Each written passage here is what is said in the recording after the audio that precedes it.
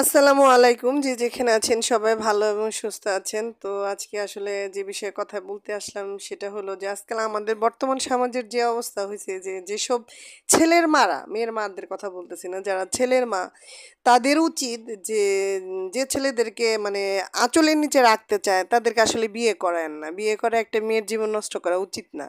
ঠিক তেমনি আমরা যারা মেয়ে আছি আমাদেরকেও এটা চিন্তা ভাবনা করে শ্বশুর বাড়িতে যাইতে হবে যে শ্বশুর শাশুড়ি ননদ দেবর ননা সবাইরে নিয়ে সংসার করতে হবে। যদি আমরা এটা না পারি তাহলে আমাদের ইতিমখানায় কোনো ছেলেকে খুঁজতে হবে, যে ইতিমখানায় কোনো ছেলেকে বিয়ে করে সংসার করব, তাহলে দেখবেন কোনো ঝামেলা নাই। না পাবেন শ্বশুর শাশুড়ি, না পাবেন আত্মীয় স্বজন।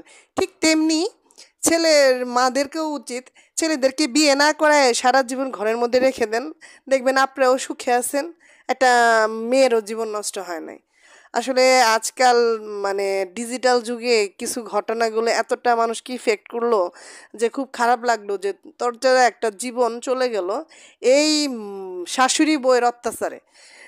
আমি বলবো যে এখানে মেয়েরও দোষ আছে, শাশুড়িরও দোষ আছে, মা এবং বউ দুজনেরই দোষ আছে।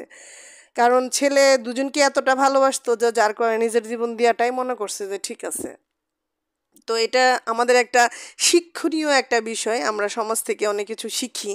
মানুষ বলে অনেক কিছু শিখার নাই, হ্যাঁ অবশ্যই অনেক কিছু শিখার আছে। আমি যখন শাশুড়ি হবো এটা আমার মাথায় নিয়ে চলতে হবে, কারণ আমি একটা সময় নিজেই শাশুড়ি হব। তবে আমার মেয়েকেও আমি শিক্ষা দেব যেন ওরা ওরা ওদের শ্বশুর বাড়িতে গিয়ে ওরা ওদের শ্বশুর শাশুড়ির সাথে মিলে থাকতে পারে।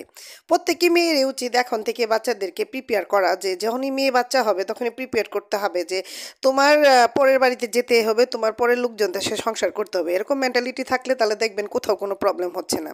আজকে শুধু আমি না, আমাদের প্রত্যেকটা মেয়েদেরকেই উচিত এইভাবে আসলে বাচ্চাদেরকে মানুষ করা।